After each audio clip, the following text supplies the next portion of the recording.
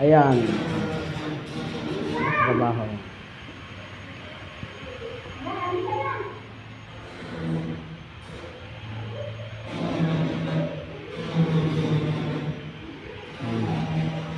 Dito, may ano lang ako, may tibor lang akong tatanong. Dito. Ito ba, sabi daw ng ano, ikakabit daw dito ang baul sa CR, yung pagtataihan. Ngayon, ito bang sukat na ito, tama ba ito? Comment nyo nga kung tama o hindi. Para maano ko. Kasi pinapakabit sa akin eh. Ngayon, ang gagawin ito, kung sa akin naman, ililipat yan, uusod. Kailangan nasa standard, 8. 8 dapat layo. Wala sa 8 eh. Sa isdaan, wala pa.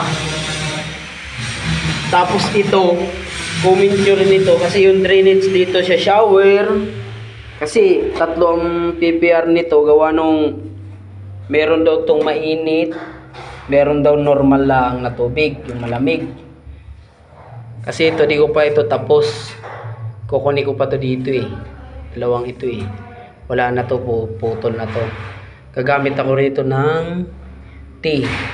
Tapos kukunin ko rito yung mainit para itong si shower mainit siya. Wala na siyang heater diyan. Wala na ilalagay, nasa labas na. Dalawa kasi itong linya. Malamig, mainit.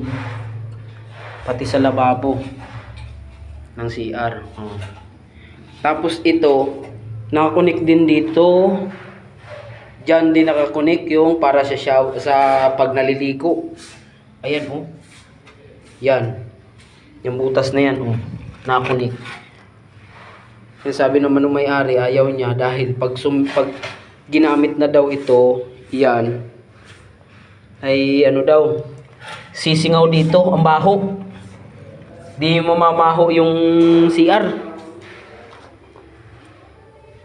Tapos, yung pasingawan may kisame na nandun.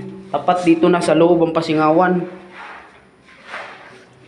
Pati yung lababo, ito rin, nakakonect din doon. Diretso septic tank. Yan, tapos ito, ganun din. Nakakonect doon. Sabagay ito, wala namang problema kasi gagawa naman, may ano naman dito eh. Meron naman dito, ano siya, elbow. Basta yung ano na yun, para hindi sumingaw. Okay naman yan. Ganun din dun sa kabila. Yan o. Ayan ang gagawin namin. Lababo ng CR papatungan. Yan o. Ganun din yan. Dun sa kabila. Halos pinariya siya. Ngayon, tinakpan na namin. Para hindi sumingaw. Tapos ito, may ano naman yan. Wala namang problema ito. Kahit nakakunik sa bowl, yun nga lang. Pag naghugas, ang tubig dire-diretso sa septic tank. Ito okay na to. Ang layo niya. Oh. Okay na, nasa 8 na yan. Wala na akong problema dito. Dito. Ito ang problema ko. Ganun din. Ayan oh. Ayan oh. Konektado rin yan. Tatakpan din yan. Babaguhin yan. Magbubutas na naman kami ulit dito. Bubutas ulit dito para ibukod yung drain ng tubig pag naliligo. Diretso na sa labas. Oh, yan. Water line kong ginawa. Dalawa din yan. Ang nasa gitna siya shower. Putol yan dito. Dito kasi ang shower, may ano yan. Gagamitin ay mayroong ano siya, parang telepon. Shower. Ayan o. Putol yan dito. Basta nakaabang laang yan, abang palaang yan. Yan, gagamitin ko mga PPR. Ito, hindi ko na ito magagamit. Elbow. Hindi ko ito magagamit.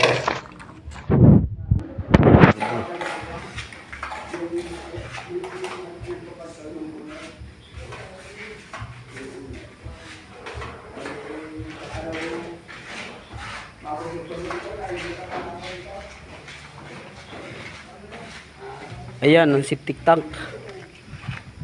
Malaki naman siya pero siguro matagal na nang bago mapuno yan. Ano kuya Ray? Yan oh. Yan labas dito nang pupunta ng galing sa main line. Galing yan dun. Kalsada. Puntahin dito. Line ng tubig yan. Water line. Tapos dito pa. Yan oh. Palabas yan dito. Ikot yan sa bahay. Kasi yung mga gumawa nito walang mga abang eh. Hindi nag-abang. Wanong pa iba-iba raw kasi ng kontraktor. Oh. Ayun yung pasingawan nakatungo sa yero. Ayan oh. Oh. Ayan. Tungo sa yero. Babaguhin namin yung palabas dito. Gapang dyan. Tapos diretso dito. Yan. Diretso yun dyan. Para hindi daw sumingaw sa loob. Ayan mga PPR gamitin ko pati ito. Tapos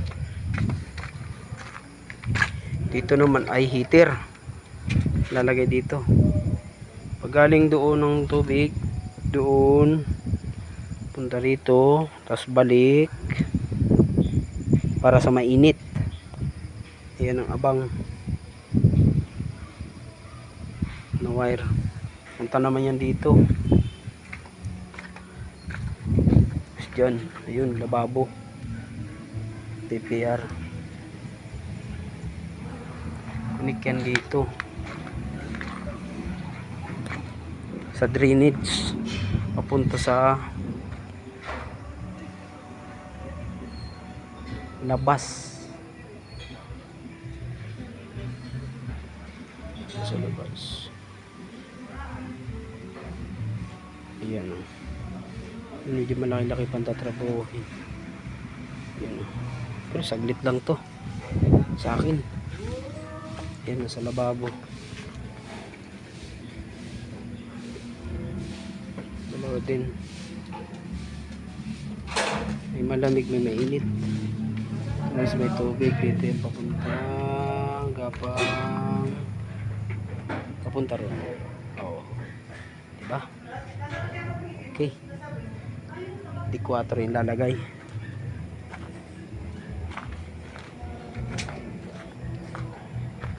Ito yun sa water line. Konektado doon. Papunta doon sa labas. Punta rito. Papalitan ko yun ng puti. PTR. Punta rito. Diretso doon. Okay. Nandito na lang.